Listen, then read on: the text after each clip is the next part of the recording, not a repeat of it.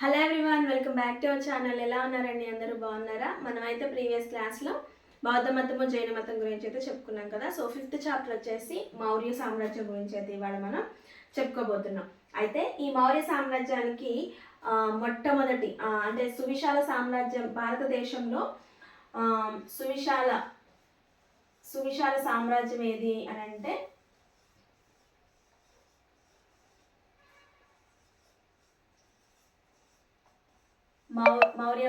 మౌర్యుల సామ్రాజ్యమే సువిశాల సామ్రాజ్యం అన్నమాట.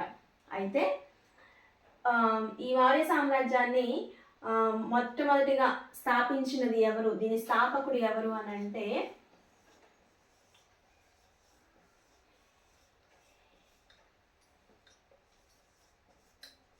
స్థాపకుడు వచ్చేసి మౌర్య చంద్రగుప్తుడు 1 అన్నమాట. అంటే మొదటి మౌర్య చంద్రగుప్తుడు.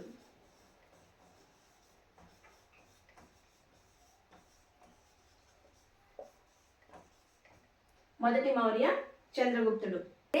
ఈ మౌర్య సామ్రాజ్యానికి రాజధాని ఏది అని అంటే రాజధాని వచ్చేసి పాటలీపుత్రం.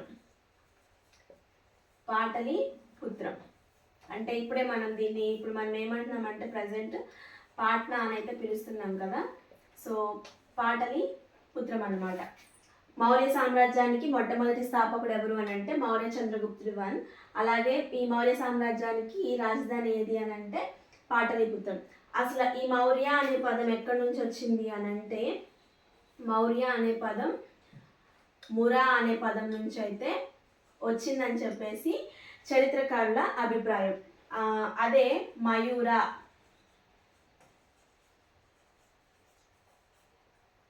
మౌర్య ఇవి పాలి భాషలో అనమాట.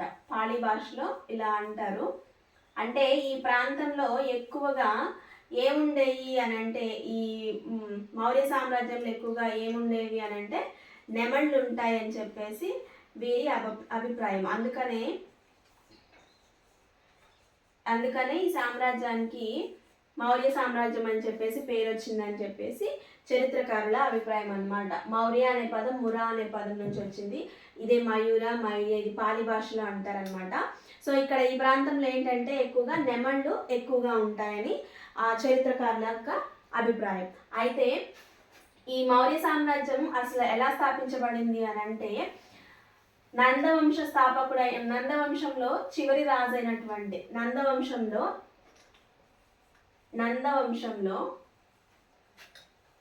చివరి రాజు అయినటువంటి ధనానందుడు. ఈ ధనానందుడిని మౌర్య చంద్రగుప్తుడు ఎవరి సాయంతో ఓడించాడు అని అంటే కౌటిల్యుడి సాయంతో అయితే ఓడించడం జరిగిందనమాట.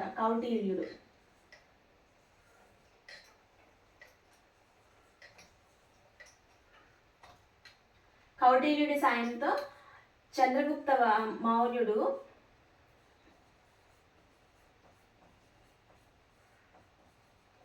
ఓడించడం జరిగింది. ఆ తర్వాతనే మౌర్య సామ్రాజ్యం అనేది అయితే స్థాపించబడింది అనమాట.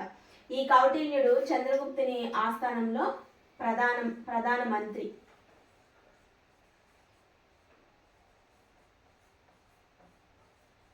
ఎవరు అని అంటే ఈ కౌటిల్యుడికి ఉన్న ఇంకొక పేర్లు ఏంటి అని అంటే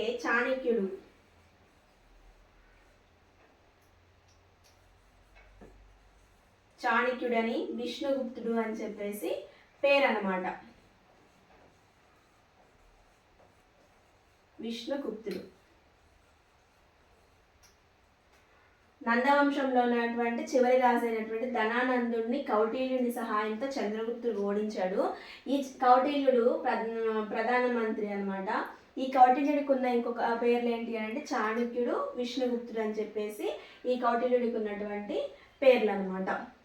సామ్రాజ్యం పైన సెల్యూకస్ నికేటర్ అయితే దాడి చేయడం జరిగిందనమాట. సెల్యూకస్ నికేటర్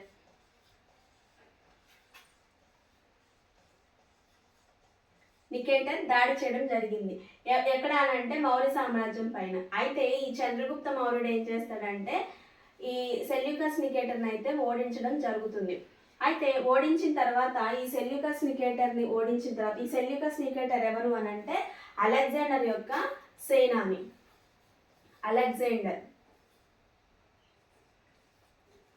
అలెగ్జాండర్ యొక్క సేనాని. ఇతను ఎక్కడ ఏ పాలకుడు అని అంటే సిరియా పాలకుడు.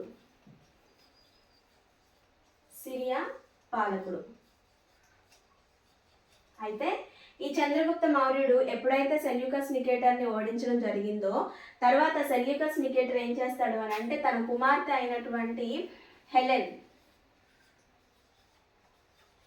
హేలి తన కుమార్తెనైతే ఇచ్చి వివాహం చేయడం జరుగుతుందన్నమాట. తొలి విదేశీ మహిళని వివాహం ఆడినటువంటి తొలి రాజు ఎవరు అని అంటే కూడా చంద్రగుప్త మౌర్యుడే వస్తాడనమాట. హెలెన్ అయితే వివాహం ఆడడం జరిగింది. ఈ సెల్యూకస్ నికేటర్ తన ఆస్థాన కవి అయినటువంటి మెగస్తనీస్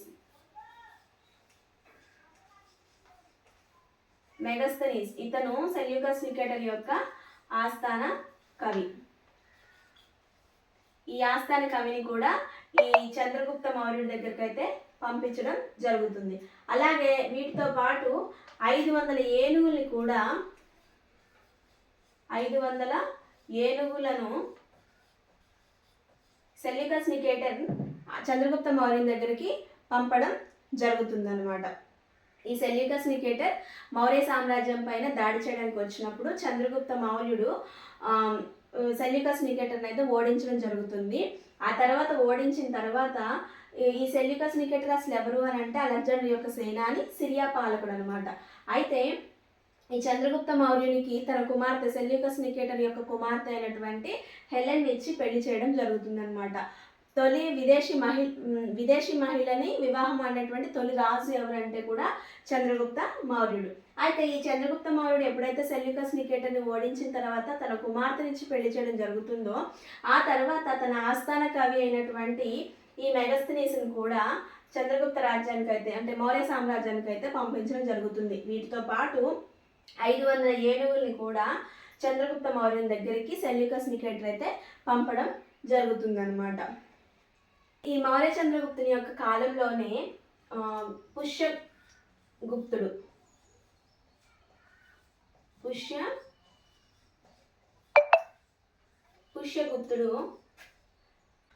సుదర్శన తాటకం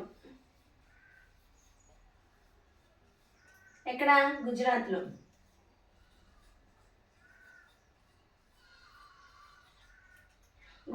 అయితే ఈ సుదర్శన తాటకాన్ని అయితే పుష్యగుప్తుడు ఏం చేశాడంటే సుదర్శన తాటకాన్ని తవ్వించడం జరిగింది. ఈ సుదర్శన తాటకాన్ని తవ్వించాడు అని చెప్పేసి జూనాగఢ్ శాసనంలో అయితే ఉందన్నమాట. జూనాగఢ్ దీన్నే గిర్నర్ శాసనం అని అంటారు. దీన్నే గిర్నర్ శాసనం అని చెప్పేసి అంటారు. ఇది తొలి సంస్కృత శాసనం. భారతదేశంలో తొలి సంస్కృత శాసనం అన్నమాట.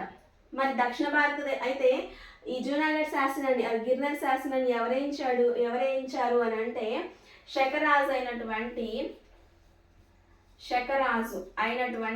రుద్రదాముడు వేయించడం అయితే జరిగిందనమాట. మనం ఇది తొలి సంస్కృత శాసనం అని చెప్పుకున్నాం కదా. మరి దక్షిణ భారతదేశంలో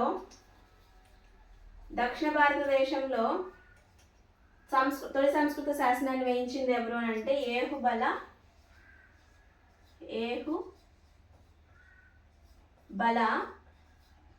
శాంతమూలుడు. ఏహుబల శాంతమూలుడు అయితే వేయించడం జరిగింది. అంటే నాగార్జున కొండ. అయితే ఈ పుష్యగుప్తుడు సుదర్శన తాటకాన్ని అంటే ఇతను గుజరాత్లో సుదర్శన తాటకాన్ని అయితే తవ్వించడం జరిగిందనమాట. ఇది తవ్వించారని చెప్పేసి ఏ శాసనంలో ఉంది అని అంటే జూనాగఢ్ లేకపోతే గిర్నర్ శాసనంలో ఉందన్నమాట. దీన్ని వేయించింది ఎవరు అంటే శకరాజు అయినటువంటి రుద్రదాముడు అయితే వేయించడం జరిగింది. ఇది తొలి సంస్కృత శాసనం అని చెప్పుకోవచ్చు. అలాగే దక్షిణ భారతదేశంలో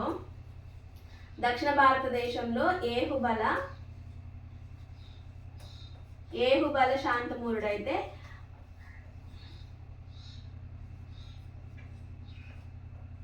వేయించడం జరిగింది. ఎక్కడ అంటే నాగార్జునకొండ.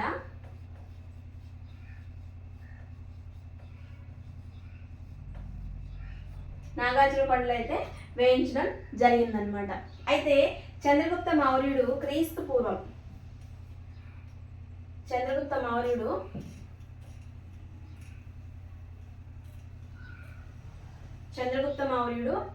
క్రీస్తు పూర్వం 298వ సంవత్సరంలో తన రాజ్య సింహాసనాన్ని కుమారుడైనటువంటి బింబిసారుడు కాదండి, బింబిసార వేరు, బిందుసారుడు కూడా వేరనమాట. ఈ పదాన్ని అయితే గుర్తుంచుకోండి. ఇతను చంద్రగుప్త మౌర్యుని యొక్క కుమారుడు బిందుసారునికి అప్పగించి తను చంద్రగుప్త మౌర్యుడు ఎక్కడికి వెళ్తాడు అని అంటే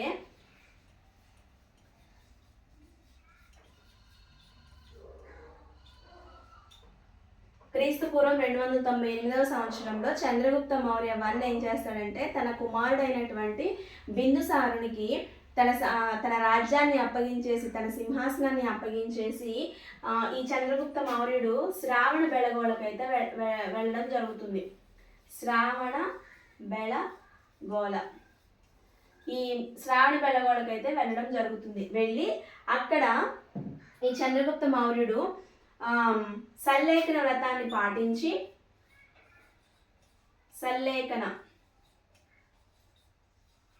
వ్రతం ఇది ఆల్రెడీ మనం చెప్పుకున్నాము. జైన మతంలో సల్లేఖన వ్రతాన్ని పాటించి మరణం పొందుతారు అని చెప్పేసి మనం ప్రీవియస్ క్లాసెస్లో చెప్పుకున్నాం కదా. సో ఈ సల్లేఖన వ్రతం దేనికి సంబంధించింది, ఏ మతానికి సంబంధించింది అంటే జైన మతానికి సంబంధించినటువంటి వ్రతం అనమాట సల్లేఖన వ్రతం. ఈ సల్లేఖన వ్రతం జైన మతానికి సంబంధించింది. ఈ చంద్రగుప్త మౌర్యుడు ఈ సల్లేఖన వ్రతాన్ని పాటించి చంద్రగిరి కొండల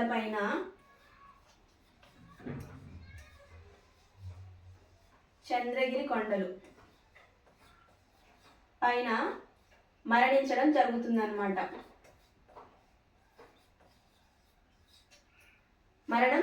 మరణించడం అయితే జరుగుతుంది. ఇలా మరణించాడు అని చెప్పేసి ఎక్కడ రాసింది అని అంటే హేమచంద్రునటువంటి పరిశిష్ట పర్వంలో అయితే రాయడం జరిగింది. హేమచంద్రుని పరిశిష్ట పర్వం.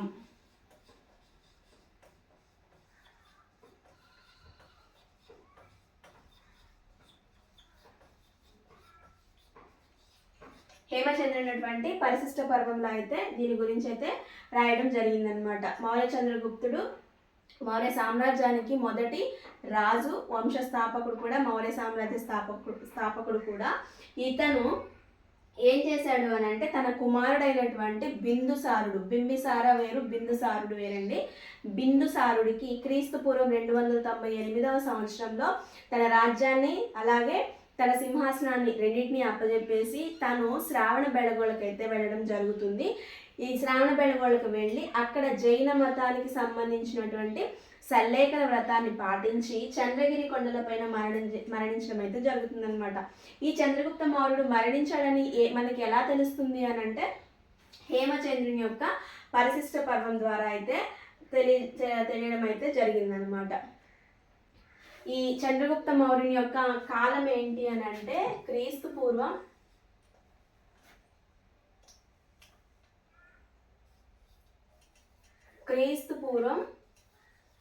319/20 నుంచి 298 వరకు అయితే ఇతని కాలంగా అయితే చెప్పడం జరుగుతుందన్నమాట. చంద్రగుప్త మౌర్య వన్ యొక్క కాలం. చంద్రగుప్తుని భార్య పేరు వచ్చేసి హెలెన్.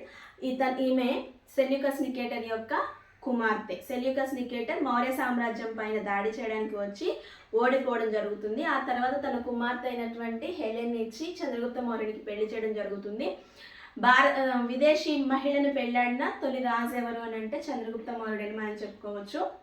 చంద్రగుప్త మౌర్యుని యొక్క ప్రధాని ఎవరు అని అంటే కౌటిల్యుడు లేదా చాణక్యుడు లేదా విష్ణుగుప్తుడు అని చెప్పేసి అంటారు. ఈ ముగ్గురు కూడా ఒకటే అండి, పేర్లు డిఫరెంట్గా ఉంటాయి అంతే.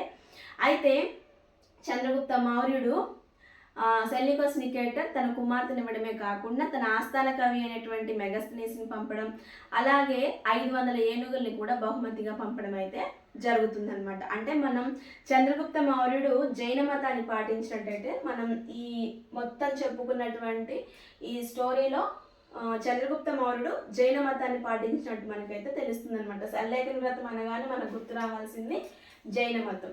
సో అంటే జైన మతాన్నే చంద్రగుప్త మౌర్యుడు అయితే పాటించడం జరిగిందనమాట. అయితే చంద్రగుప్త మౌర్యుడు తన కుమారుడు అయినటువంటి బిందుసారునికైతే చంద్రగుప్త మౌర్యుడు తన కుమారుడైనటువంటి బిందుసారునికైతే రాజ్యాన్ని అప్పచెప్పడం జరిగింది.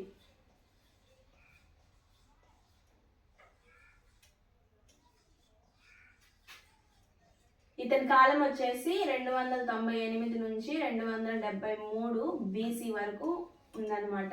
అయితే ఇతను ఏం చేశాడు అని అంటే, ఇతనికి ఉన్న బిరుదులు ఏంటి అని అంటే అమిత్రగాథ వచ్చేసి అమిత్రగాథ, అలాగే సింహసేన.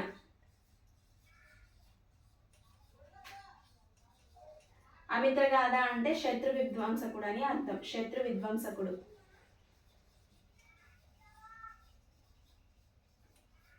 విధ్వంసకుడు అని చెప్పేసి అర్థం అన్నమాట. అయితే ఈ బిందుసారుడు ఏం చేస్తాడంటే, ఈ బిందుసారుడు తొలి భారతీయ రాజ్య స్థాపకుడిగా గుర్తించబడ్డాడు. తొలి భారతీయ రాజ్య స్థాపకుడు.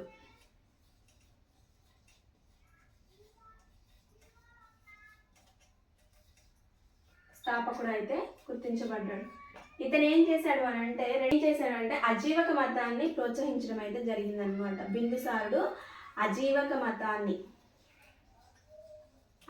మతాన్ని ప్రోత్సహించడం జరిగింది. తన తండ్రి అయినటువంటి చంద్రగుప్తుడేమో జైన మతాన్ని ప్రోత్సహిస్తే బిందుసారుడు మాత్రం అజీవక మతాన్ని ప్రోత్సహించడం జరిగింది. అయితే బిందుసారుడు తన పెద్ద కుమారుడైనటువంటి అంటే జ్యేష్ఠ కుమారుడైనటువంటి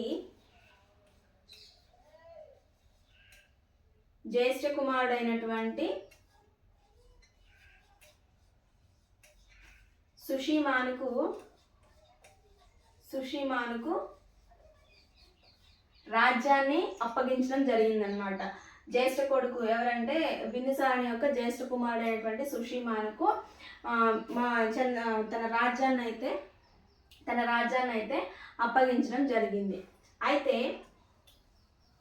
తర్వాత సుషిమానికేమో తక్షశిలని, అలాగే అశోకుడికి ఉజ్జయినిగా గవర్నర్గా అయితే ఇవ్వడం జరిగిందనమాట. సుషిమానుకి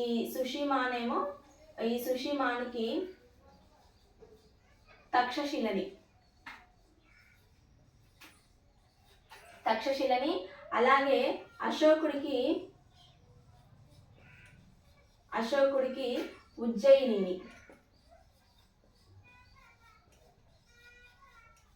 ఉజ్జయినికి గవర్నర్లుగా అయితే నియమించడం జరిగిందనమాట.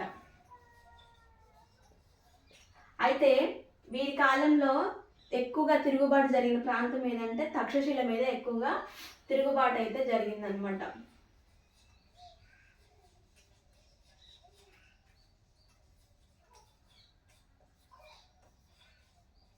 తక్షశిల మీద ఎక్కువగా తిరుగుబాటు అయితే జరిగిందనమాట. అయితే ఈ తక్షశిల మీద వచ్చిన తిరుగుబాటుని అంటే సుషిమాను ఈ తక్షశిలకి గవర్నర్గా ఉన్నాడు కదా. సో ఈ తక్షశిలలో తిరుగుబాటు రావడంతో అశోకుడు ఏం చేశాడంటే ఆ తిరుగుబాటుని అణిచివేశాడు. అనమాట. తిరుగుబాటుని అయితే అణిచివేయడం జరిగింది.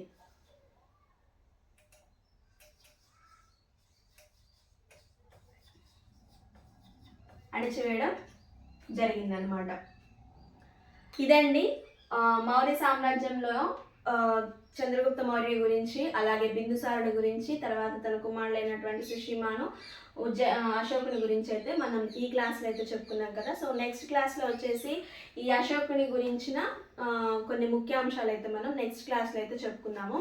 సో ఈ అశోకుడు తర్వాత ఎలా మార్పు చెందాడు ఏంటి అనేది అయితే మొత్తం కూడా మనం నెక్స్ట్ క్లాస్లో అయితే చెప్పుకుందాము. మీకు కనుక ఈ క్లాస్ అర్థమైందని అనుకుంటున్నాను. సో బిగినర్స్ ఎవరైనా ఉంటే మాత్రం ఖచ్చితంగా మన క్లాసెస్ని అయితే ఫాలో అవ్వండి. అలాగే మన ఇన్స్టాగ్రామ్ ఐడి వచ్చేసి స్టడీ సిరీస్ 1111 అయితే ఉంటుంది. సో ఆ పేజ్ని అయితే ఫాలో అవుతూ ఉండండి.